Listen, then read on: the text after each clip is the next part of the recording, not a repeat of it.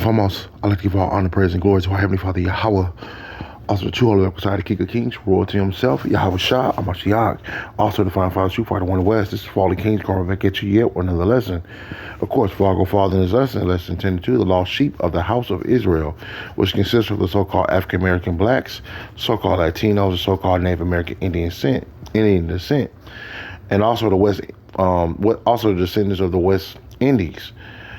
To you I say shalom, peace and blessings be unto you. And also our confusion of faith, brothers and sisters. You have Israelites like every nation under the sun. It's not based off the color complexion, but based off the heritage of your father when you read the book of Numbers. To you I say shalom, peace and blessings be unto you. I'm trying to make the lesson very short here. The title of this lesson is It's a Miracle That We Are Still Standing. When you read the scriptures, it talks about, which I'm going to get in a second, it's nothing. No one suffered as bad or as worse as the children of Israel, which is the so-called blacks, Latinos, and Native American Indians. We have been deprived of our heritage, our culture, our history, and all the great wondrous works we did, like inventions. Like I just found out not too long ago that the person who invented the real McCoy. That's where you get the word real McCoy. I think his name was Elijah McCoy. He invented a device for the public train system, and within that same device, he also created traction under our foot, which is called the sneaker. These inventions, a lot of our people invented it, but we get none of the credit for. So like the traction underneath your tennis shoes, Elijah McCoy had something to do with that, and just touching on a lot of atrocities that our people are going through and still going through. It's a miracle that we still standing here. When you look at the other nations, especially the Israelite man has been completely stripped of all resources. Even our enemies have families, have wives, have support systems, we are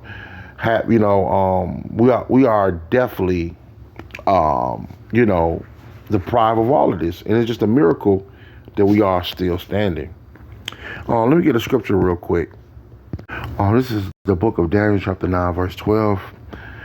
And he confirmed his words, which he had spoke against us and against our judges and who judged us by bringing upon us a great evil. This is a great evil, not knowing that you still enslaved is a great evil. See, they took the chains off our neck, and now we are what you call debt slavery. Your social security number has a debt attached to it. The day you was born, you are attached to a social security number, which is another modern day of a yoke around your neck. That's why we read Deuteronomy 28th chapter. It goes into that he should put a yoke iron upon thy neck until he had destroyed thee. So once that yoke got off our neck, we became even more destroyed because now we are enslaved to this man and not knowing we enslaved to him. That's one of the worstest captivities you can be in. Okay. This is start off where I left off, book of Daniel, chapter 9, verse 12. And he has confirmed his words, which he has spoken against us, and against our judges that judged us by bringing upon us a great evil, which is slavery, captivity, which we're living in now. America is that great evil, by the way. Babylon the Great is that great evil, For under the whole heaven has not been done as has been done upon Jerusalem. I want you brothers and sisters to let that sink in. Because you have to realize this is not living. And the so-called black man, like I said before, man, it's a miracle that we are still standing. I mean, that's why you must respect brothers who've been in the truth a lot longer than you have, because they endured a lot more than you have. That's why you must have respect, and you got to be humble in this truth, because you can't be like, okay, I learned this, I learned that, and now I'm this, and you can't be like that, because it's elders and brothers have been teaching this truth, man, for years,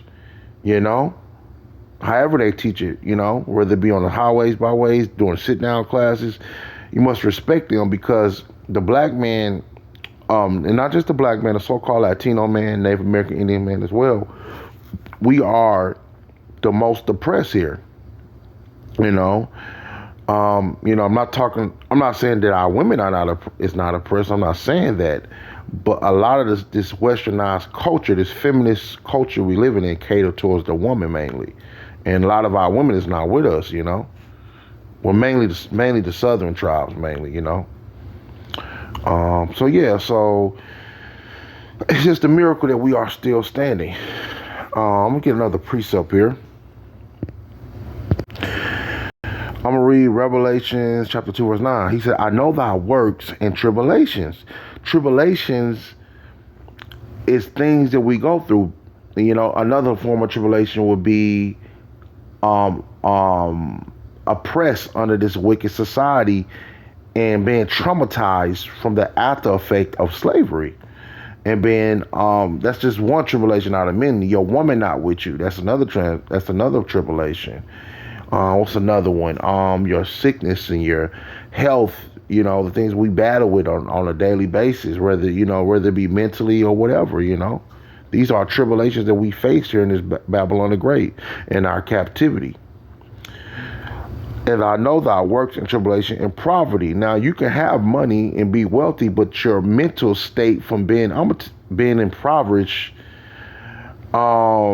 is something that's heavy. It's this song that Tupac had wrote. He said in that song he was talking about how he was born without a silver spoon, and he goes into a metaphor in that song. He talks about how being impoverished is a psychological trauma. Read a lot of documentary on the psychological of coming from poverty. It's people who millionaires, billionaires, but being once impoverished, it's a psychological trauma within itself. Because why? You are another form. It's another form of oppression, really. Because for example, someone who's born with a golden spoon in their mouth, they don't know what it is to eat, not having the best of things, And even when you do get the best of things, you still have to live with the fact that you didn't have it at one time. Poverty is one of the worst things that's on our people, because it's a psychological trauma behind that, believe it or not, yeah. A lot of people who are impoverished, depression, anxiety, all that comes with that, because we wasn't made to live like that. Like scripture say that we believe in the book of Ezra, it says the world was made for our sake, And okay, I'm gonna read farther down. And I know the blasphemy of them who which say they are Jews and are not, but are the synagogue of Satan. Now that's important, because when you read Joel chapter 9, verse 24, it says the earth is given to the hands of the wicked, right? So that trauma that we experienced through slavery, they profited out of that. They made trillions of dollars off of that. For an example, at the slavery, they stole all of our inventions, and after we came from slavery, we tried to make a way for ourselves.